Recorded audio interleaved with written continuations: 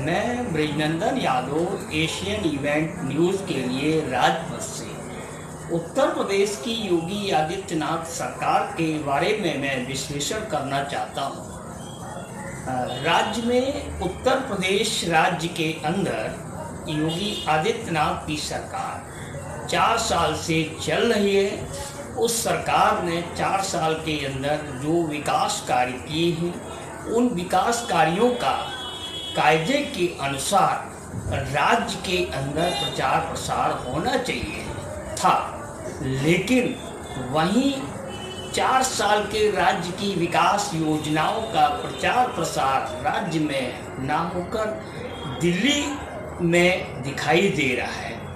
गौरतलब है, आप दिल्ली की किसी बड़ी सड़क पर चले जाइए, पॉश कॉलोनी में चले जाइए, चाहे आप रीसेटल्ड या पुनर्वास कॉलोनियों में चले जाइए, आपको हर जगह दमदार योगी सरकार, दमदार सरकार के बोर्ड लगे मिल जाएंगे।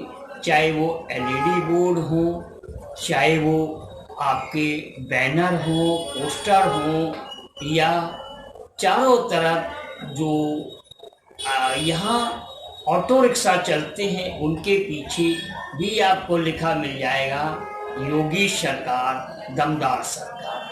अब सवाल ये उठता है, योगी सरकार, दमदार सरकार जो 70 साल में नहीं हुआ वो 4 साल में हो गया, और जो 4 स्टेट एक्सप्रेस हाईवे बने और देखने में ये आया है कि योगी सरकार ने आखिर उनको क्या राज्य के बाहर राजधानी दिल्ली में प्रचार प्रसार की जरूरत पड़ गई है। आगे ये देखने में आया है कि मुख्यमंत्री योगी आदित्यनाथ की सरकार ने, जो कि उनके पास डिपार्टमेंट है सूचना विभाग के मुख्य सचिव, सूचना विभाग के प्रमुख सचिव होते हैं, एक आईएएस ऑफिसर होता है, और उसके बाद में दिल्ली स्थित सूचना विभाग का केंद्र है। प्रचार प्रसार करने के लिए सूचना विभाग के माध्यम से सरकार अपना प्रचार प्रसार करवाती है।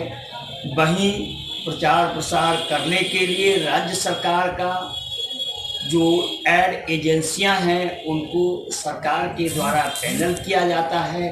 वो पैनल हुई एजेंसियों को बड़े बड़े ठेके दिए जाते हैं, चाहे वो 15 दिन के ठेके हों, चाहे वो 20 दिन के ठेके हों, चाहे वो 10 दिन के ठेके हों। मैक्सिमम एलईडी लाइट्स का ठेका जो है वो 1 महीने का होता है। उसके बाद में उस एजेंसी को बदल दिया जाता है। अब देखने में ये आया है कि ये ठेका किस रूप में दिए गए, कहाँ तक दिए गए और किन किन क्षेत्रों में दिए गए, चाहे एयरपोर्ट्स हों, चाहे रेलवे स्टेशन हों, चाहे बड़ी सड़कें हों, हर जगह आपको दिखाई दी जाएंगे।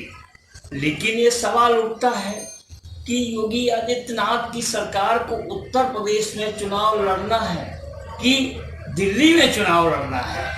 दिल्ली का मतदाता वहाँ मतदान करने नहीं जाएगा, केवल उत्तर प्रदेश का मतदाता ही वहाँ मतदान करेगा। अब आखिर इस चुनाव प्रचार प्रसार के पीछे क्या रीजन है? सरकार को चुनाव प्रचार प्रसार गाजियाबाद से लेके बलिया तक, चाहे उत्तर प्रदेश के दक्षिणी क्षेत्र में, चाहे उत्तर प्रदेश के उत्तरी क्षेत्र में, चाहे पूर्वांचल हो, चाहे पश्चिमांचल हो, चाहे मध्यांचल हो, उसमें प्रचार प्रसार करना चाहिए। आखिर दिल्ली में प्रचार प्रसार की क्या जरूरत पड़ी?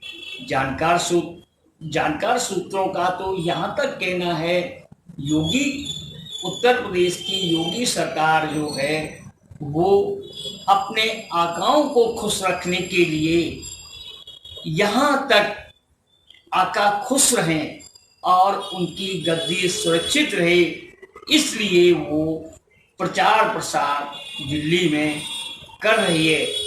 मेरा जहां तक विश्लेषण है, ये देखना होगा कि चुनाव 2022 के विधानसभा चुनाव में इस चुनाव प्रसार से, इस प्रचार प्रसार से सरकार को क्या लाभ मिलेगा।